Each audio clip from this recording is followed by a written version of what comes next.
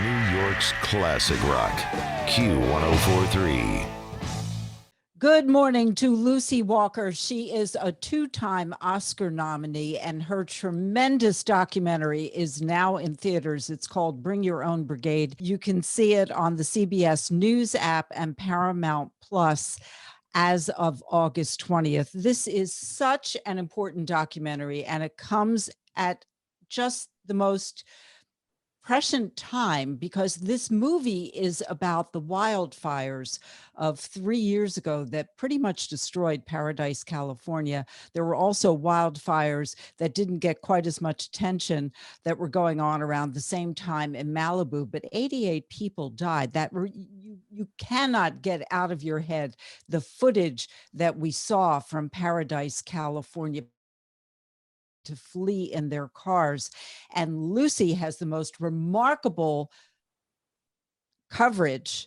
I have no idea how she got all of this footage. We'll get to that in a moment. But Lucy is originally from the UK, but she ended up in California. So I wanted to ask you, first of all, welcome. And I wanted to ask you how you ended up in California and why you decided to focus on the wildfires as part of, as the focus, the central theme of your new documentary, Bring Your Own Brigade. That's right. Thank you. Well, I grew up in London and got a scholarship to go for grad school to film school at NYU, which was fantastic. And as many NYU or New York filmmaker graduates do, you kind of drift to California, to Los Angeles, where there's obviously a wonderful film industry and wonderful weather and wonderful California. I loved it. I moved here. But one thing really scared me, which was these fires.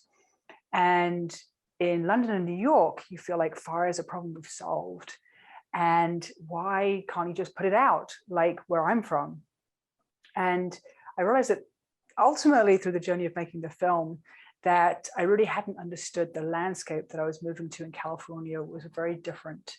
And actually that turns out to be part of the story that I uncovered, because the film doesn't just look at the kind of case studies of the campfire that burned through Paradise, California, and the Woolsey fire that burned through Malibu, but kind of really, I wanted to get to the bottom of the whole story. Why are we having these fires? And not just in California and Oregon and the Western United States, it's actually a global crisis. We have fires that are also, as we know, from what we saw in Australia last year, horrifying, record-breaking fires, also in Europe and Africa and Asia. My goodness, in Siberia, cold places. UK, where I'm from, is starting to have wildfire problems. And so I wanted to kind of get at the big picture and really understand, what are we facing? Are we safe? Can we be doing anything differently? And of course, it comes at a time that firefighters are fighting these horrible fires in Oregon and the West Coast. And we were affected right here on the East Coast, because I would remember last week I was telling people in the morning, oh, we're going to have a beautiful, sunny, hot day. And instead we had this milky whitish sky, and then alerts about people with breathing issues shouldn't be spending time outdoors, and that this was the result of the Oregon wildfires. So it's not just a territorial issue. It impacts everyone. But first of all, your footage. I could not believe the footage you had from Paradise. It absolutely looked like hell on earth. Mm. Where did you get this footage? Yeah, well, first of all, that image of hell was something that kept occurring to me, because when we imagine hell in the Christian imagination, we imagine a fiery flame pit, with, burning. And it does seem with these fires, these images are very reminiscent of that, unfortunately. And one of the reasons that we had this incredible footage was that actually I had begun to make this film before those incidents. I'd actually begun to make the film 4 years ago during an incident called the Thomas Fire, which was originally at that time the biggest fire ever in California history. And I decided to make a film about that. And it was only because a few months later, there was an even bigger fire. I thought, oh my gosh, I'm going to have to make a film about the whole big picture. But I'd already learned how to embed with the firefighters and made friends with certain of the firefighters. And so when the Camp Fire and the Woolsey fire came along, which was the deadliest day in California history and the costliest disaster, actually, of that year as well, awful records to break. But I already knew the firefighters, and I knew the story really well enough. And we also had the crew who knew the firefighters as well. And so we could hop in the vehicles and immediately be immersed in the incident, as well as we knew how to gather material both from the first responders and the residents who, with smartphones in their pockets, increasingly people are gathering video materials, and sometimes they're posting them on Facebook Live or Twitter or anywhere, social media. At other times, they weren't posting them, they were maybe sending them to loved ones or just keeping them on their phone. But when I spoke with them, met residents and first responders, I could say, hey, do you have any material from that day? And they'd say, well, actually, yes, my phone's full of it. And so I'd gather by airdrop or other means. And then also we filed freedom of information requests. And so we were able to get all the 911 calls and radio traffic from the first responders. And so it was a very kind of forensic picture that we were able to build up from these incidents. And really, I wanted to really look at all the angles, because there's a lot of people with different theories about what went wrong and why were these fires so deadly and why were these fires so bad. And I felt really responsible about being incredibly rigorous and meticulous and really studying the problem and talking to everybody until I really felt like we had our arms around it and we really got to the bottom of what was really truly going on. And so in the film, we show people really inside these incidents, and it was incredible to edit because we had so much material, and this is a giant jigsaw puzzle. And sometimes you could put together the pieces. Different people had different angles on the same part of the incident. There's incredible acts of heroism by firefighters. There was a dozer driver who came and moved some vehicles that were blocking the road and people were burning alive in their cars. And we had these pieces of footage from different people in the incident. And we also met people, including the dozer driver and the people whose lives he saved, and able to really piece these stories together. Lots of stories like that. I felt like by the end I had this kind of, if you gave me a minute of the fires, I could have told you who was on which corner of which street doing what at any time. And then, so it was a really big picture. But again, I wanted to put together the whole big picture. And for me, there were a lot of clues in what actually happened that day that weren't just about the story of that day, those incidents, but actually also really illuminate the bigger picture, which I want us all to really look at, because there are things that we can do about these fires. It's not just that we're going to have to suck it up and they're going to get worse and worse inevitably. There are some things we can really learn from how these fires actually happen inside the incident. And the film sort of takes you inside the incident and then follows the story and doesn't stop until I think we have a really good grasp on what's really going on. Before we get to what's really going on, how soon after the Paradise Fire did you make your way there? Oh my goodness, we were there. We were kind of right there. I mean, right there as it was happening? And Malibu. We were in Malibu quicker because we came from Southern California. But no, you can get into these incidents that are in California. You're actually allowed behind fire lines if you are a journalist, as documentary filmmakers are. And we could also ride along with first responders. And some of the people that we knew got assigned within those incidents. And so we could hop in their vehicles and go with them. Weren't you scared? Were you scared? I was terrified. I mean, I don't normally put myself in my own films. This is kind of the first time I've actually put myself in the films because I wound up being part of the story, as you might see in the film. But at one point you can hear me having an absolute panic attack, and the fire was not very close. I mean, I find these fires really intimidating. I got a little more comfortable as we went along, but when you're in a vehicle with a firefighter, they're really in the fires, and it's absolutely, it's very intense and very scary. And I really felt for the first responders and the residents being inside these incidents, because it is absolutely petrifying. And you can hear people who really are scared for their lives. And people who were trapped. I mean, you you hear these horrifying 911 calls. Yeah. Horrifying. I'm Yeah. speaking with two-time Oscar nominee Lucy Walker.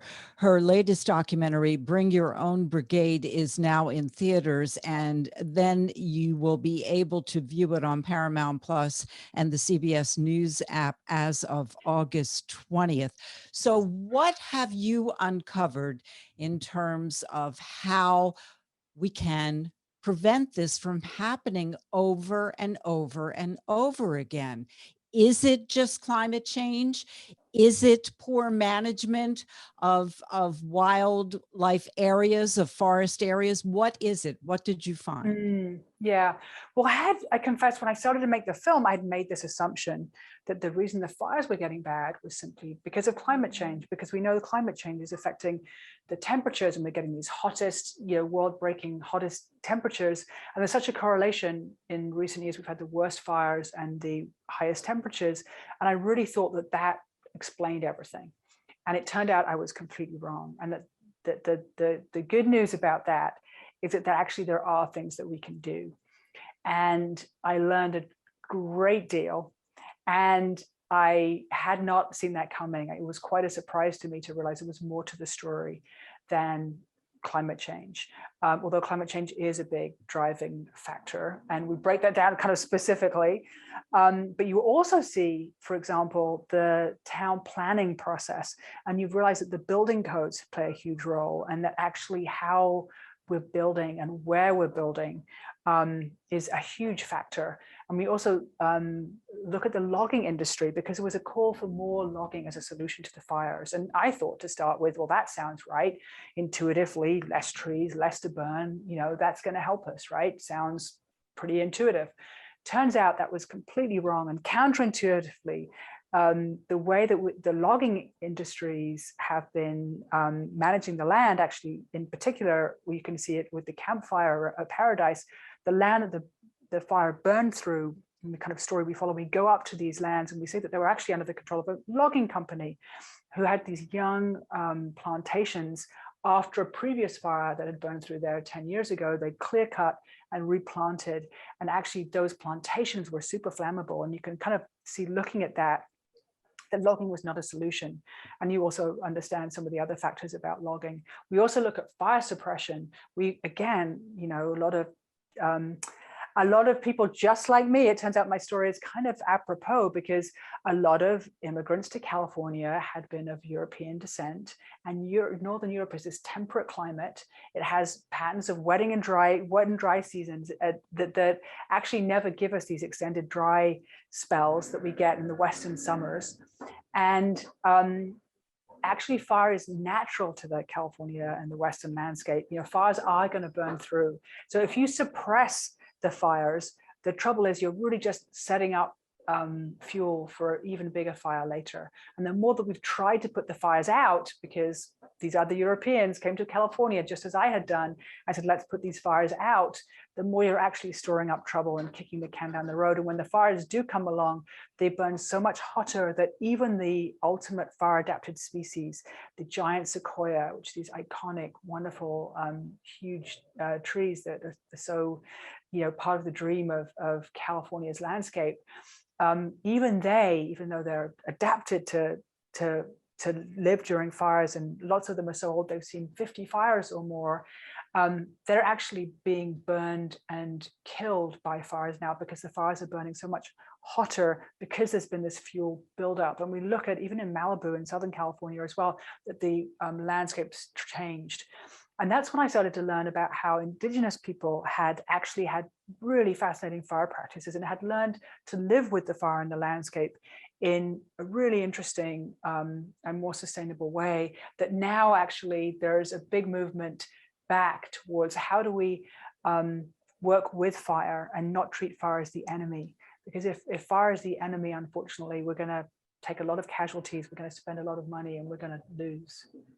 Well, the documentary Bring Your Own Brigade is absolutely riveting. One of the things we didn't touch on, and of course I've touched on it so much in my work here in New York, is the PTSD suffered by the first responders. I mean, imagine someone on the 911 call saying, one thing and then learning hours later, oh no, it was just the opposite. I should be just horrifying.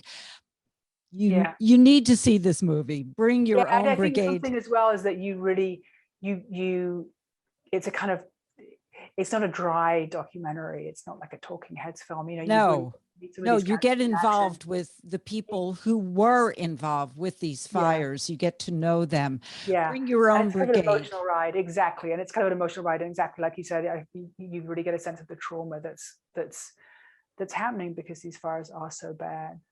Bring Your Own Brigade in theaters now. If you can't get to a theater, on Paramount Plus and streaming on the CBS News app as of the 20th of this month. And I thank Lucy Walker, and I'll see you guys tomorrow morning on the Jim Kerr Rock and Roll Morning Show, Q104.3. Thank you. New York's classic rock, Q1043.